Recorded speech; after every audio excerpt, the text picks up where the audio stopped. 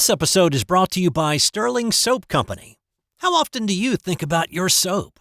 Well, if you answered, not much, maybe you should. You see, a lot of what passes for soap in stores is technically not soap, according to the FDA's definition. It's full of lab-created chemicals and detergents because, well, it's cheaper to make. Now, what if you could buy natural soap made from natural ingredients like tallow, palm oil, coconut oil, and scented with essential oils, and for just a little more than you'd pay for grocery store soap?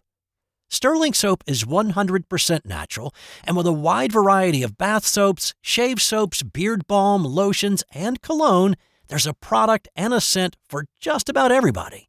Check them out for yourself at sterlingsoap.com. That's STIRLING soap.com.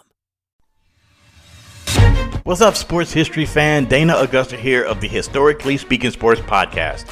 Ever wish you can get behind-the-scenes access to the Hockey Hall of Fame and dive into the untold stories that shaped the game? Then you need to check out Hockey Hall of Fame True Stories Part 2 by Eric Zweig. Eric's latest book is packed with wild, unexpected tales from epic rivalries and game-changing moments to quirky incidents like polo injuries and snowblower mishaps. Eric Zweig's impeccable research and passion for the sport of hockey will whisk you through the NHL's early years, the origins of the Three Stars tradition, and how hockey first hit the airwaves. Plus, you get fresh takes on legends like Wayne Gretzky, Bobby Hall, and Joe Sakic. Hockey Hall of Fame True Stories 2 is available now wherever you get your books. Grab your copy and get ready to dive deep into the heart of the game.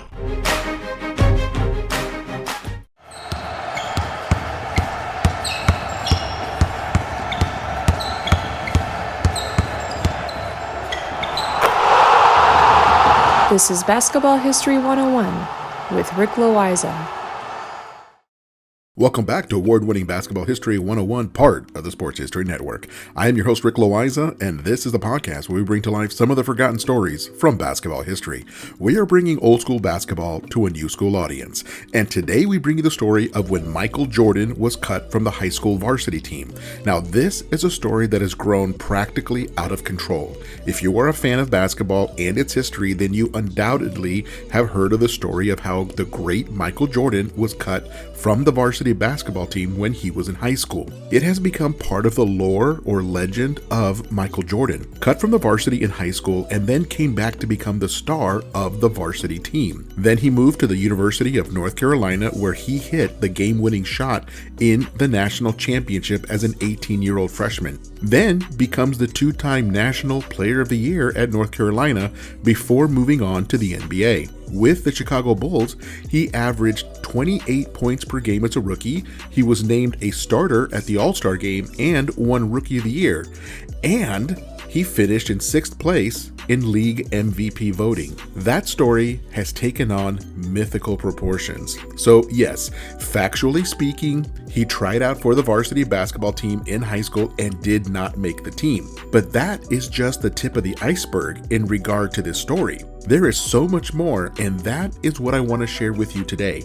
Because the thing about stories like this is that there are the verifiable facts of the story, and then there is the interpretation of those facts. The fact is that young Mike Jordan did not make the varsity team as a 15-year-old. The common interpretation is that the coach must have been a dummy who should not be allowed anywhere near a basketball court or a young basketball players.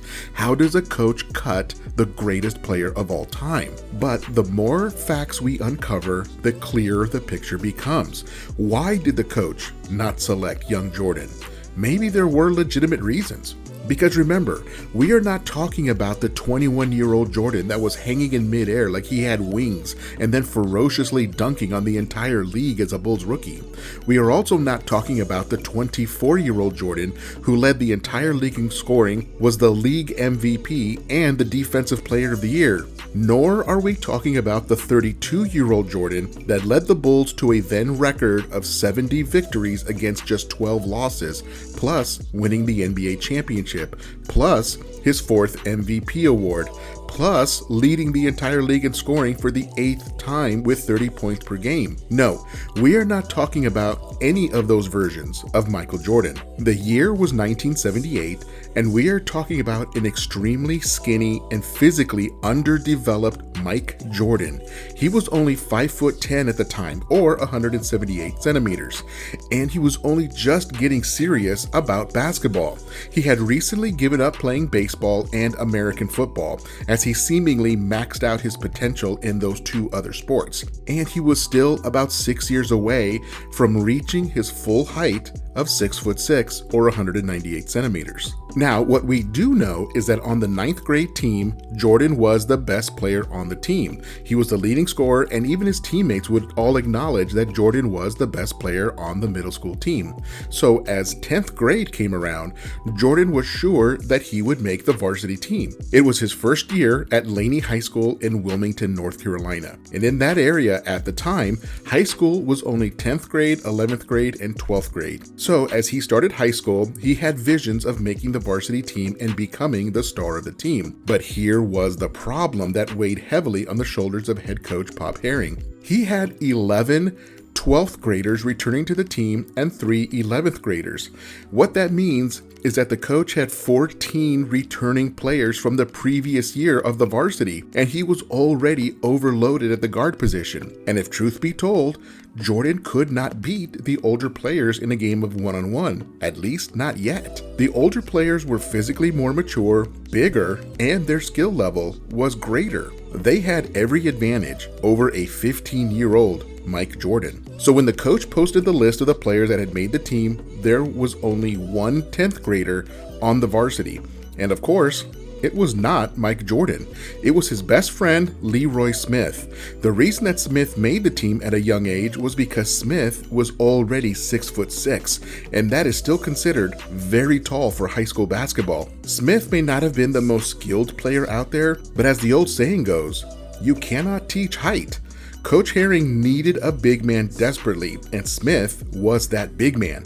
And Jordan, well, he was inconsolable. He went home and cried in his bedroom. He was ready to quit basketball altogether. But his mother challenged him. She told him that he needed to fight through this. He needed to continue improving his game and show those coaches how good he could really be. And that is exactly what he did.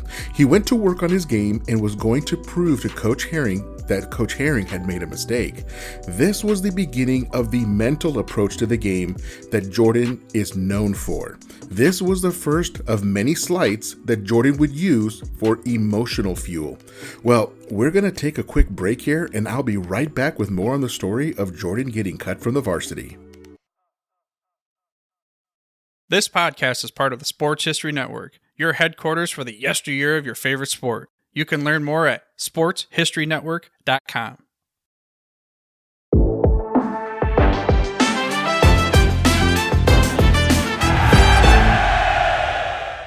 Hello, sports history fans. I'm Ross from the podcast Pigskin Tales. You're about to jump into another thrilling sports history moment, but first, let's dive into today's sponsor, just in time for the holiday season. Introducing Art of Words, the brainchild of word artist Dan Duffy from Philadelphia. Dan meticulously crafts stunning images by handwriting relevant words from some of the greatest sports moments in time. These unique budget-friendly illustrations are the perfect gift, sparking cherished memories and capturing hearts. Choose from city skylines, sports, history, and musicians to find a piece for everyone. And here's the exciting part. For that sports fanatic in your life, gift them a piece of their favorite team or player's history. Art of Words tells a compelling story. Explore collegiate stadiums, each meticulously crafted with every football victory etched into words. Or venture into baseball stadiums, handwritten with every player from the team's illustrious history. My favorite on the site is Bryce Harper 2021 MVP year. Because I'm a big stats guy, I think that's one of the coolest things ever. Check it out. Don't wait. Order a print today for yourself and your loved one this holiday season. Transform your wall into a gallery of captivating art and surprise your family and friends with a print of their own. Use code SHN15 at artofwords.com for a 15% discount on your order in November and December. Visit Art of Words, where words magically transform into stunning art, evoking cherished memories and touching the hearts of those who you care about. Again, use the code SHN15 for 15% off at artofwords.com. At the Sports History Network, we're all about sports yesteryear, and so we're so pleased to introduce you to Row One, an online memorabilia gallery and shop that brings your sports history to life anywhere. The Row One gallery includes over 5,200 gorgeously reproduced prints of team posters, game program covers, game tickets, advertisements, and more in baseball, pro and college football, pro and college basketball, and more. And any gallery item may be printed in a variety of sizes on wood, metal, canvas, acrylic, or poster paper. And in Row One shop, check out the thousands more of unique items with the retro and historical designs dating back to 1876, including t-shirts, long sleeve shirts, phone cases, mugs, blankets, pillows, towels, and even shower curtains. Go to sportshistorynetwork.com, ROW1, for access to the full Row One catalog and for gallery prints and gift items, plus get a 15% discount off all prints on the Row One Pictorium Gallery with coupon code SHN15. Follow the link on the show notes.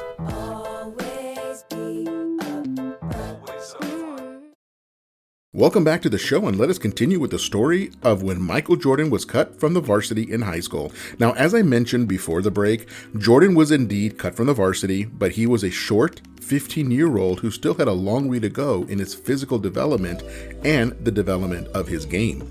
The head coach of the junior varsity team, or JV, was Fred Lynch, who also doubled as the assistant coach on the varsity. Now, according to Lynch, they could easily see the potential in Jordan. They would have had to be completely blind not to see that potential, but they figured that placing Jordan on the JV was going to be better for him in the long run. On the varsity, Jordan would have come off the bench behind his older teammates. He would have played very few minutes, but on the JV team, he would be a starter and play practically the entire game. They figured that for the sake of Jordan's overall development, it was better if he played a ton of minutes. And that makes sense to me. I mean, players just want to play. So which situation would you rather be in? Would you rather be on the varsity and hardly play at all, or be on the JV and play heavy minutes? Honestly, I would rather play heavy minutes on the JV and continue to work on my game and prepare to make the varsity the following season. And young Jordan played on the JV team like every game was Game 7 of the NBA Finals. Twice, he dropped 40 points in a JV game. And the reason that this is so astonishing is that the JV played only 6-minute quarters. That means that the entire game was only 24 minutes long. So dropping 40 points in a 24-minute game was out of this world. And he did it multiple times. Even the players in the varsity began to notice just how intense Jordan was. It was almost scary. His quickness was really getting better, and his control of the ball was amazing. Even though Jordan was still considered short by basketball standards, his hands were already larger than anyone on the varsity. Now that is what really amazed other players. Jordan's hands were like the size of dinner plates. No wonder he was able to palm the ball so easily and had such control of the ball in the air. The ball looked like a grapefruit in Jordan's hands. Now, I cannot verify this next part as there are two different versions of it, but according to one of Jordan's JV teammates, Jordan threw down his first in-game dunk in the final game of the JV season. It was a one-man fast break, and he threw it down like the rim had just insulted his mother. It was absolutely incredible, but according to Jordan, he had a baby dunk back in middle school a year earlier, so who knows? Either way, Jordan's game was clearly improving, but while he could work on his game all day, the one thing that he could not control was his height. Even at 5'10", he already towered over his parents and his siblings, so he did not have the genetics that would predict extreme height, and he wanted to be taller so badly. He would pray every night to God to make him taller. He would hang on a bar in his backyard in an effort to stretch himself and get taller. He was willing to try anything, and maybe those prayers worked. He started to complain about pain in his knees and having a hard time going going to sleep at night. Well, his mother took him to the doctor to see what was the issue with his knees. After an x-ray, the doctor happily reported that there was nothing wrong with Jordan's knees. Young Mike Jordan was going through a growth spurt. His growth plates were completely wide open, meaning that Jordan could expect to gain several more inches in height. Now, by the time that 11th grade started, Jordan had grown to 6'3" or 191 centimeters. He was 5 full inches taller than he was a year earlier.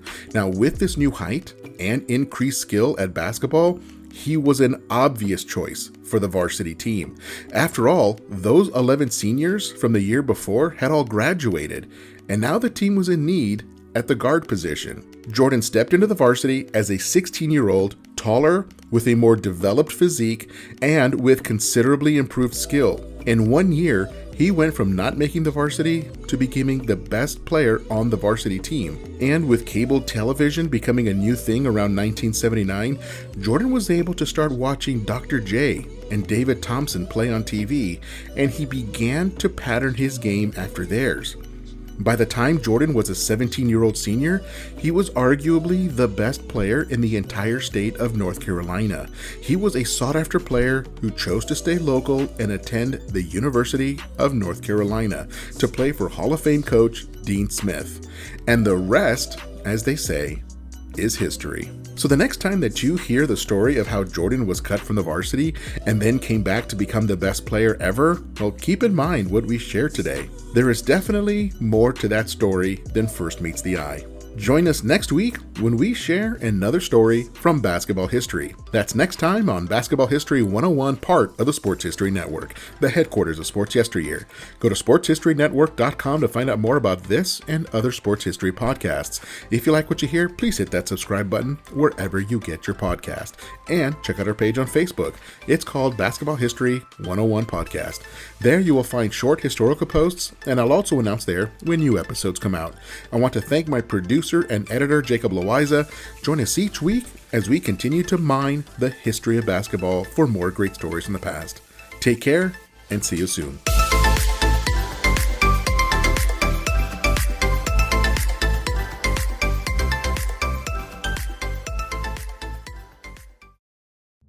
The heel gets the heat.